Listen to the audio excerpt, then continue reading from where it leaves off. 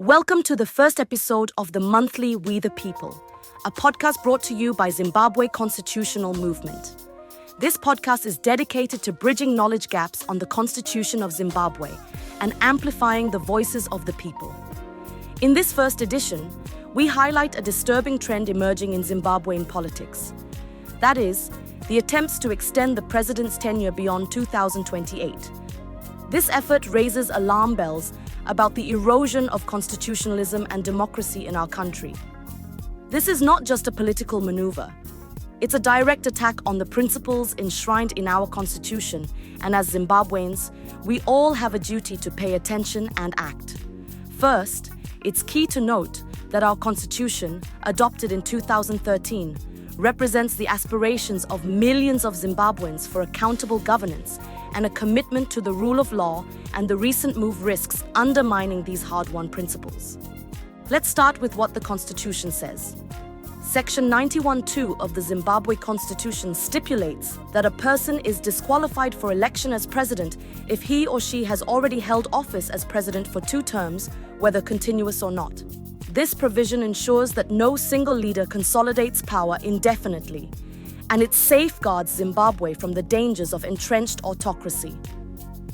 Despite these clear constitutional safeguards, current efforts within government, the ruling party, and even the parliament indicate efforts to amend the constitution to allow the incumbent president to serve beyond his 2nd term. Please note, this is not just a technical alteration of law. It's an attack on the very foundation of constitutionalism. We must ask, what are the implications of such a move?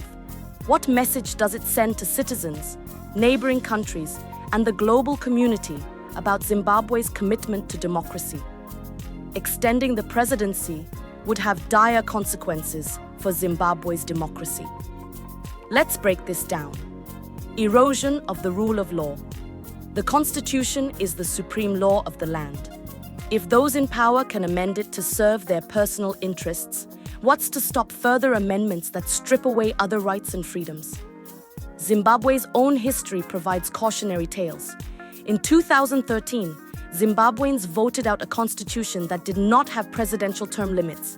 And all this stemming from a history, not just in Zimbabwe, but in Africa and beyond, where many leaders abused the lack of term limits to entrench authoritarianism. We cannot be going back to where we came from as a country. Democratic backsliding. Allowing an incumbent to overstay their mandate undermines the principles of free and fair elections. It discourages meaningful political competition and concentrates power in the hands of a few. Loss of public trust. Zimbabweans voted for the current constitution in a 2013 referendum, affirming their desire for a democratic system of governance. Overturning these provisions would shatter public confidence in democratic processes. We speak with young women on what they think of this move. Then if one starts to extend term of power, it doesn't make sense to us because we know that we're growing up. We also want to be young leaders as well. So if one president gets like 38 years or 36 years into power, it doesn't make sense because we also want to see the changes in the country.